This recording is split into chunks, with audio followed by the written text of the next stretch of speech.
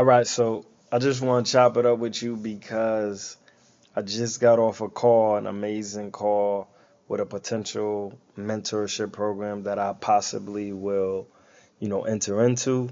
And the reason why I wanted to discuss that is because I had actually did a live the other day. I made a post and I was saying, you're not doing as good as you could be doing if you had a mentor, right? And I was strategically talking about you may be good at real estate, but you have no idea what's going on in the stock market. Or you may be good at your business selling food, but you have no idea when it comes to taxes or things of that nature, right? So if you had a mentor in that arena, in that environment, you would theoretically be better off, right? Because there's a key component that matters when we're talking about success and we're talking about time, right? So in the time frame that you get there matters. And I never really looked at that. So I just got off this conversation with this individual, and I just wanted to share that with you, right? Because although I do mentor people, in order for me to be a better mentor to them, I need to go out and get me some mentors as well, right? And I do have a few people that I follow and I get information from,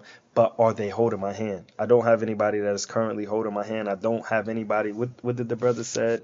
He said a mentor is somebody you love, trust, and respect. Right? You got to love, trust, and respect these individuals. And the crazy thing about it is he was talking in terms of an ideology that I could relate to. He was talking about the 2% and the 98%. He was basically saying that 98% of the people, right, work, and although they have, decent pays, they're not getting wealthy. The 2% are getting wealthy, and the 2% doesn't do any work. The 98% does the work. So at the end of the day, when you science up just where you're at in the scheme of things when it comes to, life or whatever it is that you're striving to get to, are you following somebody who is a part of the 98%, or are you following somebody that is a part of the 2%, right? And this is important because a person that is currently in the 98% can only take us so far. So myself as an example, if you're following me, you only could go as far as the information that I give you and as far as I go, right? You actually could go further than me, but you only could go as far as the information that I have that I can give to you, right? You only could go as far as these experiences that I have went through, that have been manifested by me. That is only, you have a limitation.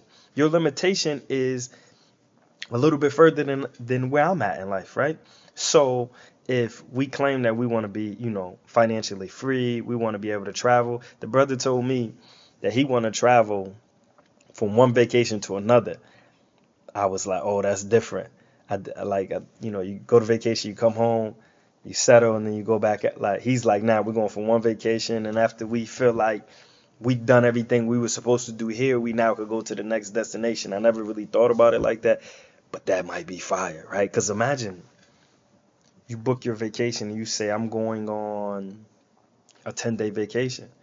Now 10 days is lit, but like for a brother like me, if you come to Atlanta and you spend 10 days, you're not experiencing everything. Like you literally, I've been living here for years and I still haven't experienced everything. So if you're only coming for 10 days, you're not getting everything Atlanta got, right? Another prime example. Me personally, I love going to Miami. Why? Because every time I go, it's something different. You might want to eat at the same restaurant again, but you know that if you're only there for 4 or 5 days, you like, man, I got to try something different just to say I tried it. In this scenario, you can stay till y'all good, right? Like that's actually a real, a real goal that I didn't really think of. I do want to travel, but like traveling like that might be different. So, anyways, one of the key things that I took away is the brother said that you have to identify what your 10 out of 10 life is. Not your dream, your 10 out of 10, right? And I've heard it in the context of this before, but not just in the manner of like 10 out of 10, right? So do you want to spend $5,000 every single day of your life? That's a 10 out of 10. Do you want to spend 100? Like what is your 10 out of 10 where you're like, when you can envision yourself living your life to the max? What does that look like every single day, and how much does that cost, right? So how do we get there? So let me go over a couple other things that I thought was key. And I'm gonna mention all of this stuff again, you know what I'm saying? At some point, I'm gonna break it down. But he said, when you growing up as a kid, like we ask our kids, like what do they want to be? Like, you know what I'm saying? What type of job do they want to have? As opposed to asking them what type of life do they want to live, right? Because the type of job or what you want to do as opposed to how you want to live, these are two different things, right? Two different things, because how you want to live is that vacation to vacation. What you want to do is you want to travel, but how you want to live is from vacation to vacation. That's different. That's how you live in as opposed to what you want to do. You want to go to Mexico, right? Or you want to travel, abroad. But how do you want to live your life when you get abroad?